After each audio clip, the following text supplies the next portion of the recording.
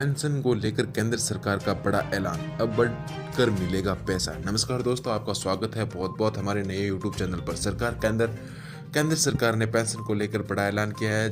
सरकार के इस फैसले के बाद बहुत सारे परिवार को बड़ी राहत मिलने की उम्मीद है। पेंशन एवं पेंशनभोगी कल्याण विभाग DOPW ने उस राशि के मामले स्पष्टीकरण जारी किया है जिसमें अपने माता या पिता की मृत्यु होने पर कोई बच्चा फैमिली पेंशन की 2 किस्तें निकालने का हकदार होता है।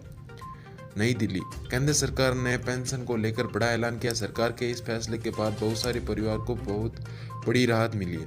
उम्मीद है। दरअसल सरकार ने शुक्रवार को एक अहम सुधार के तहत पारिवारिक पेंशन भुगतान की सीमा 45,000 रुपये से बढ़ाकर 1.25 लाख रुपए प्रति माह कर दी है।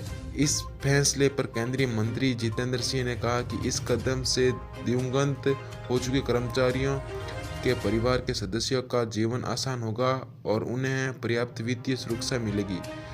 उन्होंने कहा है कि पेंशन एवं पेंशनभोगी कल्याण विभाग DOPW ने उस राशि के मामले में स्पष्टीकरण जारी किए हैं जिसमें अपने माता या पिता की मृत्यु हो जाने पर कोई बच्चा फैमिली पेंशन की 2 किस्तें निकालने का हकदार होता है। उन्होंने कहा है कि अब ऐसी 2 किस्तें कुल राशि 1.25 लाख रुपए से ज़्यादा नहीं हो सकती। यह पिछली सीमा से 2.5 गुना अधिक है।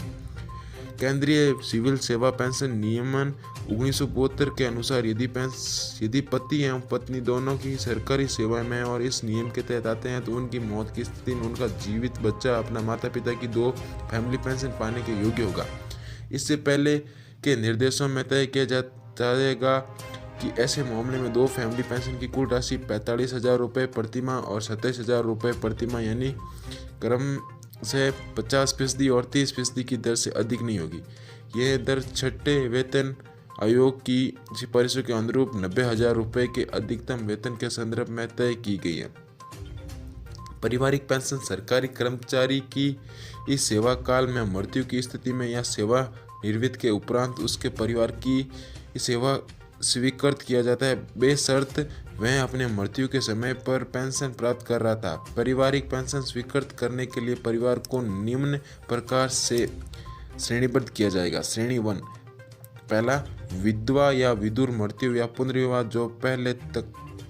दूसरा, पुत्र पुत्री विधवा पुत्री शामिल विवाह पुनर्विवाह के दिन तक या कामना शुरू करने के दिन या 25 वर्ष की उम्र तक पहुंचने तक जो पहले हो। श्रेणी 2। अविवाहित विधवा तलाकशुदा पुत्री जो श्रेणी 1 में शामिल नहीं है, विवाह पुनर्विवाह के दिन तक या कामना शुरू करने के दिन तक या मृत्यु के दिन तक जो पहले हो। दूसरा, माता पिता जो कि पूर्ण रूप से सरकारी कर्मचारी पर आश्रित थे जब वह जिंदा था। इसके अतिरिक्त सरकारी कर्मचारी ने अपने पीछे विधवा या बच्चे नहीं छोड़ा हो। तीसरा, माता पिता अविवाहित तलाकशुदा विधवा पुत्रियों को पारिवारिक पेंशन मृत्यु के दिन तक जारी रहेगी। श्रेणी 2 में अविवाहित विधवा तलाकशुदा पुत्रियों तथा माता पिता को पारिवारिक पेंशन तभी देय होगी जब श्रेणी 1 के सभी पात्र सदस्यों की पात्रता समाप्त हो जाएगी। कोई भी अशक्त बच्चा पारिवारिक पेंशन प्राप्त करने के लिए नहीं होगा। विभिन्न श्रेणियों में बच्चा को पारिवारिक पेंशन उनके जन्म के अनुसार देय होगी। उनमें से छोटा पारिवारिक पेंशन का पात्र नहीं होगा जब तक कि उससे बड़ा उस श्रेणी में पारिवारिक पेंशन प्राप्त करने के लिए अपात्र नहीं जाएगा। पारिवारिक पेंशन की दर। सामान्य दर। पारिवारिक पेंशन की सामान्यतः दर सरकारी कर्मचारी द्वारा आहरित आंतम परिलंबियों का 30% होता है। बढ़ी हुई दर यदि कर्मचारी की मृत्यु 7 साल की निरंतर सेवा के उपरांत हो जाता है, उस वक्त कर्मचारी को दिया जाने वाला पारिवारिक पेंशन की दर में से द्वारा प्राप्त अंतिम परिलब्धियों को 50% होता है। इस प्रकार स्वीकार्य राशि कर्मचारी की मृत्यु की तिथि अगले दिन से 7 वर्ष की अवधि या मृत कर्मचारी के 67 वर्ष की उम्र पूर्ण करने की तिथि जो भी कम हो तक भुगतान होगी। पारिवारिक पेंशन सरकारी कार्मिक की मृत्यु की तिथि के अगले दिन से भुगतान योग्य हो जाती है तथा पारिवारिक पेंशन की बढ़ी हुई दर की समाप्ति के उपरांत दी जाने वाली पेंशन राशि सामान्य दर से दी जाएगी।